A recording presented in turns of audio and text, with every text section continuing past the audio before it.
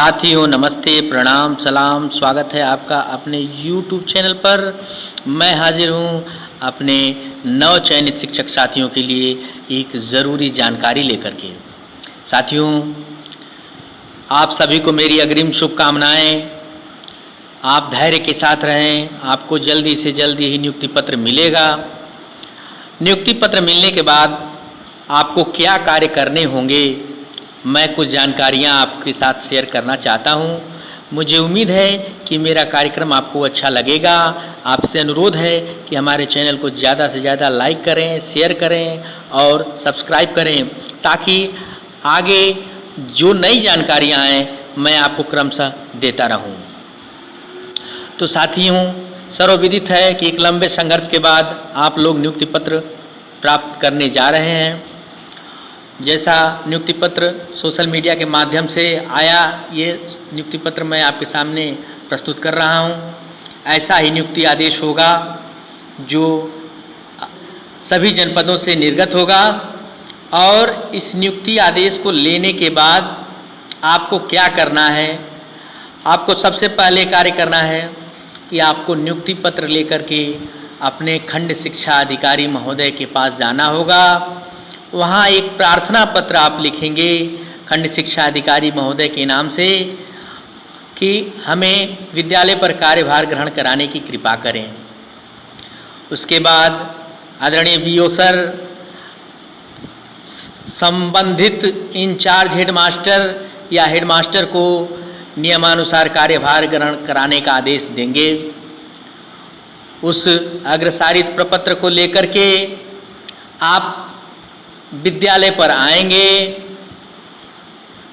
और विद्यालय पर प्रस्तुत करके आप कार्यभार ग्रहण करेंगे। किस पर? तो एक पत्र व्यवहार पंजिका होती है, उस पर कार्यभार ग्रहण करेंगे। तदुपरांत आप शिक्षक उपस्थिति पंजिका पर हस्ताक्षर करेंगे।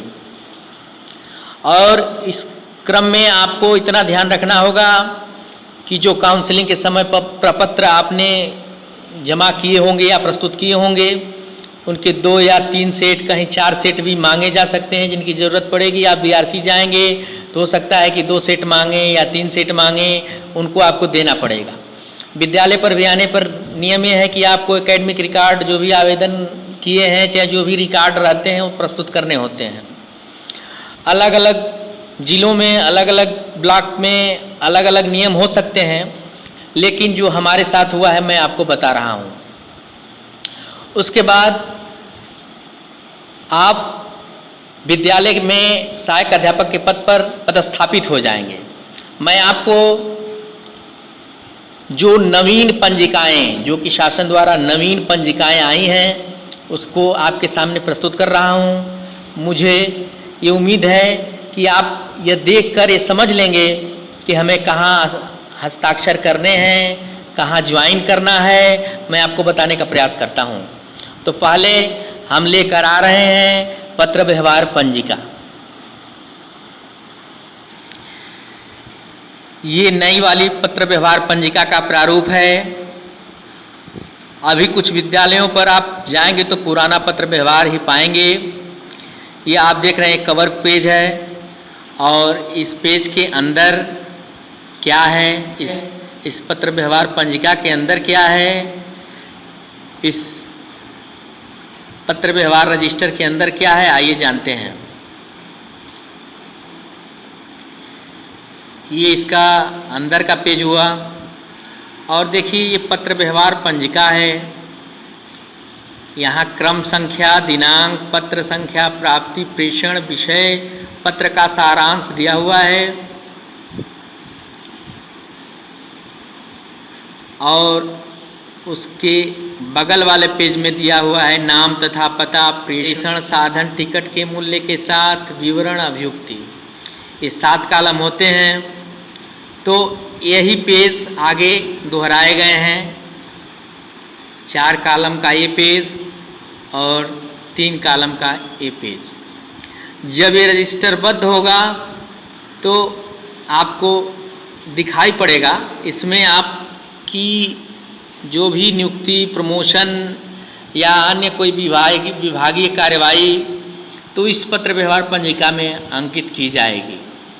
और यह पत्र व्यवहार पंजिका हम लोगों की मूल पंजिका है, इस पे लिखा जाएगा।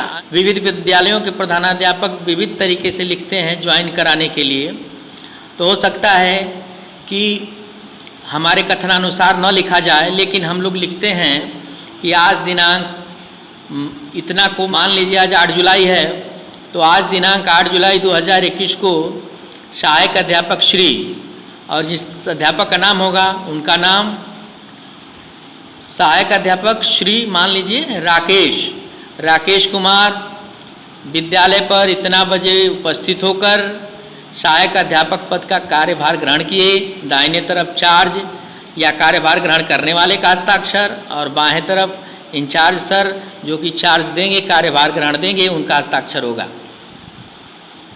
इसके बाद आप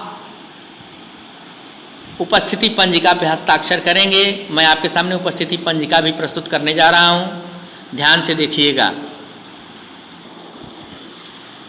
ये साथियों कार्मिक पंजिका है जो कि नई वाली आई है। बहुत से विद्यालयों पर पुरानी पंजिका होगी, लेकिन जब आप आएंगे तो हो सकता है कि आपको अपने विद्यालय पर ये नई वाली देखने को मिले। तो इसका कवर पेज है, इसके अंदर हम जाते हैं, अंदर जाके देखते हैं, ये अंदर का पेज है। और इसमें ऊपर शुरुआती पन्नों में अध्यापक के विवरण को लिखा जाएगा। जैसे क्रम संख्या उसका लिख दिया गया, उसका EHRMS कोड, इसको मानव संपदा कोड कहते हैं। आप लोगों को भी एक मानव संपदा कोड मिलेगा। आगे सभी जानकारी हम क्रमशः देते रहेंगे। हमारे चैनल को जरूर सब्सक्राइब करें और विजिट करते रहें। शिक्षक कार्मिक का नाम, पिता और पति का नाम, किस जाति वर्ग से हैं, क्या शैक्षिक योग्यता है, आधार नंबर और पैन नंबर। ये लिखने के बाद अध्यापक का मोबाइल नंबर, ईमेल आईडी और जो नियुक्ति तिथि प्रथम होती है उसको लिखना है। जनपद में कब नियुक्त हुए हैं उसको लिखना है, और वर्तमान विद्यालय में नियुक्ति तिथि क्या है, और वर्तमान विद्यालय में नियुक्ति तिथि क्या है ये हम दर्ज करेंगे। उसके बाद यदि कोई पदोन्नति होती है तो उसका विवरण, और आपके पत्राचार का पता, जो आपके घर का पता है उसको लिखेंगे। क्या कक्षाएं आप पढ़ाते हैं और कौन से विषय पढ़ाते हैं, और आपका विशेष रुचि का क्षेत्र क्या है उसको भी लिखेंगे। और कार्मिक का फोटोग्राफ होगा, कार्मिक यानी शिक्षक का फोटोग्राफ यहाँ लगेगा। यह विवरण भरने के बाद यह हम नए वाली पंजिकाओं में होगा, ठीक है ना। ये 2-3 जो भी पेज दिए होंगे वो हर अध्यापक का विवरण इसमें भरा जाएगा क्रमशः। इसके बाद आते हैं जहाँ पे हम लोगों को हस्ताक्षर करना होता है। उस पंजिका के पेज का ये प्रारूप है। इसमें 1, 2, 3, 4 ये डेट हैं। ये मान के चलिए 18 तक का एक पेज पे है, और ये दूसरे बगल वाले पेज का दूसरा हिस्सा ये दिया हुआ है, इसमें 1931 तक का डेट है। और जो भी आप अवकाश लेंगे, CL, CCL उनका विवरण, ये सब विवरण लिखना है। माह में कौन सा प्रशिक्षण प्राप्त किए हैं, कहाँ किए हैं, वो सब इसमें दर्ज करना होगा। तो साथियों इसी में आपको अपने हस्ताक्षर बनाने होंगे। आने का समय लिखना होगा, हस्ताक्षर उसके नीचे करना होगा। फिर जाने का समय होगा, हस्ताक्षर उसमें करना होगा। हो सकता है इसमें अध्यापक या प्रधानाध्यापक अपने स्तर से साइन करने की कुछ तरीकों में बदलाव करें, लेकिन जो परिवर्तन करके शासन द्वारा दिया गया है वो मैं आपके सामने प्रस्तुत कर रहा हूं, और उनके अनुसार मैं बता रहा हूं। क्योंकि इतना कॉलम छोटा है कि उसमें नाम नहीं लिखा जा सकता, इनिशियल हस्ताक्षर ही हो सकते हैं। इसके बाद प्राथमिक शिक्षा एवं बेसिक शिक्षा विभाग के अभिन्न अंग बन जाएंगे। तो साथियों मुझे उम्मीद है कि आपको मेरा ये कार्यक्रम अच्छा लगा होगा। आप नवचयनित शिक्षक साथियों से विशेषतः अनुरोध है कि हमारे चैनल को ज़्यादा से ज़्यादा लाइक करें, शेयर करें और सब्सक्राइब करें, ताकि मैं समय समय पर आपको आने वाली सूचनाओं से अवगत कराता रहूं। इन्हीं सब बातों के साथ जय हिंद।